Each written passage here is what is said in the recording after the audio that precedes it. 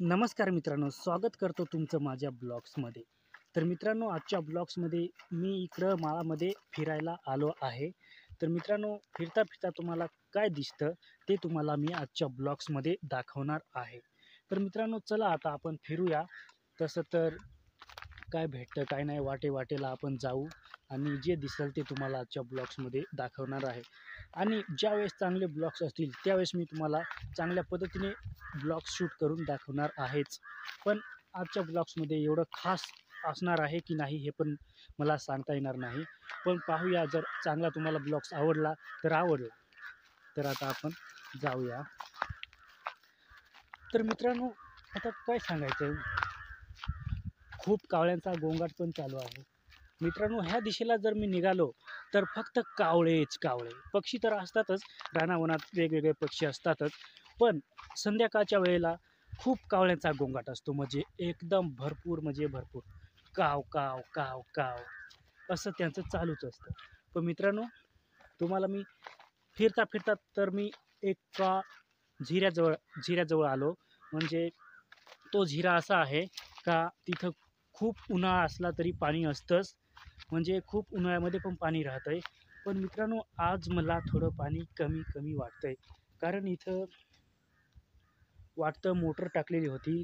ही पाहू शकता तुम्ही, छोट्या नळीची.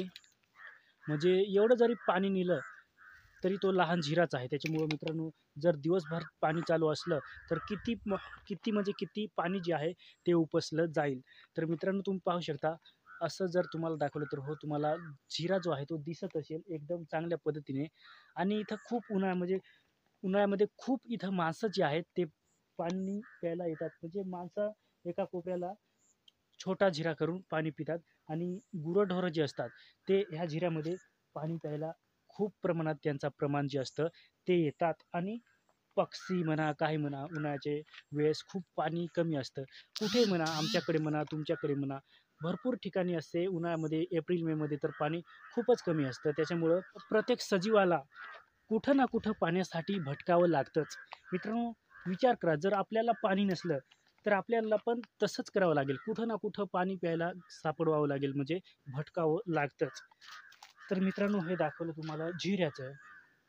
आणि ह्या ठिकाणी जर असा आपण कॅमेरा फिरवला तर तुम्हाला काय दिसेल? उंबरं. तर मित्रांनो, ह्या दिशेला उंबरं तुम्हाला दिसतील. खूप उंबरं त्या दिवशी होते, पण आता उंबरं जे आहेत ते कोण ना कोणी खातात. माणसं पण खातात, पक्षी पण खातात आणि प्राणी पण खातात. तुम्हाला वाटत असेल फक्त माणसं खातात किंवा पक्षीच खातात किंवा प्राणीच खातात, असं नाही. कुणी ना कुणी येऊन खाऊन जातंच. सांगायचं तर काय एवढंच होतं, पण मग फिरता-फिरता आलो आणि ब्लॉग शूट केला.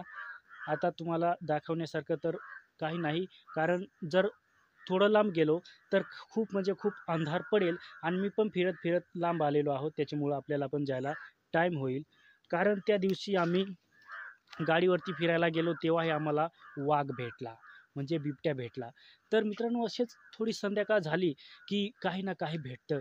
रुवाट्या म्हणा, बिबट्या म्हणा, वाघ म्हणा, काही ना काही भेटतंच. तर मित्रांनो, त्यापेक्षा आपण आपली काळजी घेतलेली बरं. कारण आपण वेळेवर घरी गेलो तर अशी काहीच दिक्कत येणार नाही रात्रीच्या वेळेस फिरण्याची. कारण आम्ही जंगलामध्ये राहतो, त्याच्यामुळं काही ना काही येत असतात. कुणी कुणी म्हणा, त्याच्या पोटासाठी किंवा त्याच्या पोटासाठी, पिण्यासाठी, खाण्यासाठी काही ना काही येत असतात. प्राणी, पक्षी जे येत असतील ते.